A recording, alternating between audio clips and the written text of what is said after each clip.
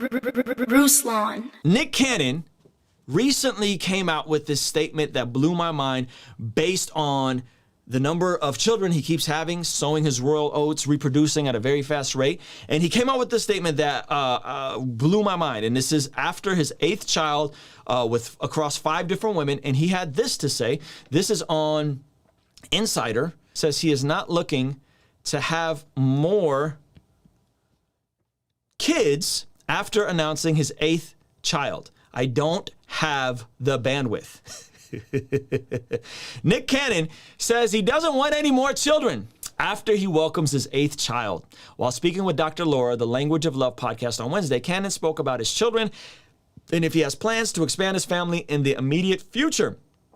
I don't have the bandwidth for any more, Cannon, 41, told the Berman, because I feel like I do owe the women that are currently in my life, I owe them as much energy, time, and effort as I possibly can, especially with my kids. You don't say. Representatives for Nick Cannon did not immediately respond to Insider's request for comment. Cannon's answers come after he announced in January 2022 that he and model Bray Tessa were expecting a baby boy. The talk show host has these 8 kids with 5 different women, one of which is the famous singer Mariah Carey, who has 2 children with the comedian. In a new interview, Cannon opened up about why he thinks monogamy is not healthy. During a sit-down with Dr. Laura, he also said, the Language of Love podcast, he said, I don't think monogamy is healthy.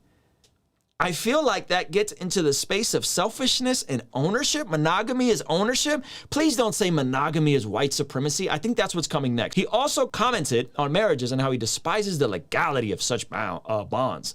Marriage is not single. When you allow the government and paperwork to come in and say, this is a bond, this is a covenant, you're not single. There's this famous quote from Jesus that is one of my favorites. And when Jesus gets accused of doing some wild stuff, he just simply replies, wisdom will be proven right by her children.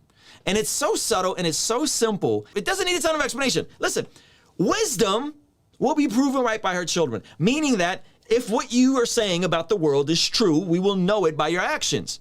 And so 5 women later, monogamy is oppressive, and 8 kids later, and all of a sudden, you're tapped out. Bandwidth is tapped out, right? And so this idea that monogamy is not healthy, you know what's not healthy? You know what's not healthy? They've done all the studies. They ran the studies, and you know what they found out? The most healthy thing for children is to be raised up in a home where both the mother and the father are present and available.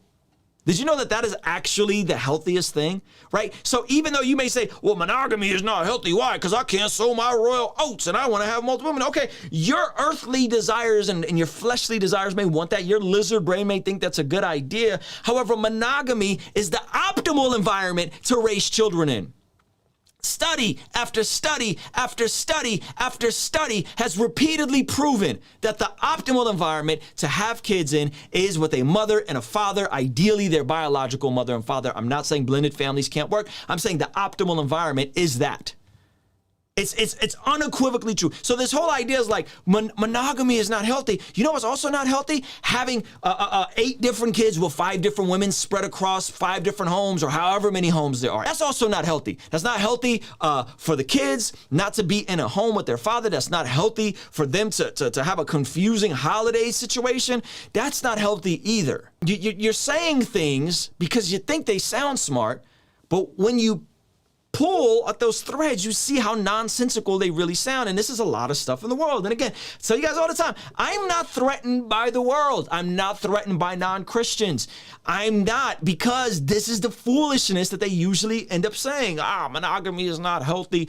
You gotta just, marriage is government involved in your covenant. That's not, well, what do you need a covenant? We need a piece of paper for. Yeah, and then what happens? We do the studies, we look at the numbers, we look at what's optimal, we look at kids that go on to have mental health issues, kids that go on to deal with addiction, kids that go on to have all these issues usually come from broken families spread across all kinds of issues. And the issue with Nick Cannon is he doesn't understand his own bias of how successful he is, that yes, maybe financially he's able to care for 8 kids with 5 different women, but the average person around here can't afford that. So not only that, is this unhealthy to prescribe this sort of nonsense, because the average person, if they try to do what Nick Cannon does, they would drown in financial irresponsibility to not be able to take care of those kids. The average wage in America is $50,000. That's the average salary. So you're gonna prescribe monogamy? Monogamy is bad. Monogamy is unhealthy. Marriage is a government institution. But goodness gracious, Nick Cannon, the multimillionaire, got it figured out. So what, you're going to prescribe what you do for the average person? Get out of here. It's nonsense. It's nonsensical. There's a specific order in which God designed the optimal, not just for me and my wife to be optimally happy because we're monogamous. No. There's a specific design for us to also usher in children so that our children could have the best shot and our children could be healthy, stable, godly individuals that then go on to impact their friend groups and their communities and their generations. It's so nonsensical, but you see it all the time, and I just go, oh my God, I just throw my hands up and go, is this what we're really on? Is this what we're really on? Monogamy is not healthy. And the most frustrating part about this, and the only reason I'm even talking about this and hampering on Nick Cannon, is because he grew up a Christian. He grew up knowing the truth, or seemingly knowing the truth. He grew up with family members that love Jesus and somehow still landed at these wonky conclusions. And now wisdom will be proven right by our children. He's going to have to deal with this for the rest of his life. He's going to have to deal with juggling these 5 different households and attempting to be in these children's lives. And that's going to come with its own set of consequences and challenges. And I'm sure, I believe children are a blessing. But this looks completely different with couples that I know that have 8 children, 9 children, 10 children, but the husband and wife have a thriving, flourishing marriage. Looks completely different than somebody that is doing it across 5 different households. Absolutely different. So anyway, let me know what you guys think about this. I'd love to hear from you guys. Is monogamy unhealthy? No, monogamy is not unhealthy. It's wildly healthy. I would say it's the complete opposite. Why is it wildly healthy? I would say it's wildly healthy. You just become a better person. And that sounds super corny, but no, in the sense of when you are even prepared for marriage and you think you're prepared for marriage, you go in thinking, you know what, I know marriage is gonna be difficult and I'm ready to throw or handle what it throws at me. Mm-hmm. When you enter that marriage, you have to truly die to yourself. Like you gotta be 100% selfless in so many scenarios. Obviously there's times where your partner's going to serve you too. But I think for me, the radical day-to-day selflessness has spilled over into many other areas of my life that made me a rather much more healthy person.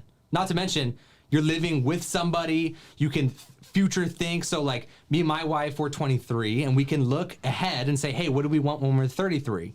What do we want with our kids? Come on. What do we want with our careers? What do we want with our extended families? And how are we going to take care of our parents when we're older? And so we can plan that at 23. I'm not cutting her a childcare check. We're just not dealing with the shenanigans. Yeah. So we're planning with life together. And then when we're like, hey, let's pay off debt, she's like, all right, cool. She's working. You got a teammate. You got an accountability partner. You got an accountability partner. When it comes to health, you're like, hey, let's eat good together. Let's go whole 30, baby. Yo, when I'm mad tired, she's like, I'll cook. When she's mad tired, I'll cook. I got a personal chef and she's got a personal chef. Now we're making great progress. I got a workout buddy. I got a financial partner. I have a spiritual partner. I think it's wildly healthy. And then you have someone that checks you day to day. Yep. You have someone that says, I don't just get to do the things that I want to do. Like there are so many things that I don't get to do. It's amazing. It's really, really, really, really good. Yeah. The level of maturity that I had going into marriage that I thought was enough is substantially less than I have now. And I look back, I'm like, wow, we were just kids. We were just kids. But now it's like we're so much more well prepared and well versed. Yeah. Yeah. That's good. And I would add to that, marriage isn't designed just to make you happy. marriage is also designed to make you holy, and that word holy means set apart. So everything Zach described, it's not always about being happy. There's some things that take work and sacrifice and all that kind of stuff, but everything he described sets him apart from all of his contemporaries that are living to gratify their flesh. And now he's been married 2 years. He has a trajectory with his finances. He has a trajectory with his career. He has a trajectory with his nutrition and his fitness goals, so on and so forth, right? And Zach's 23. Like, you're young, bro.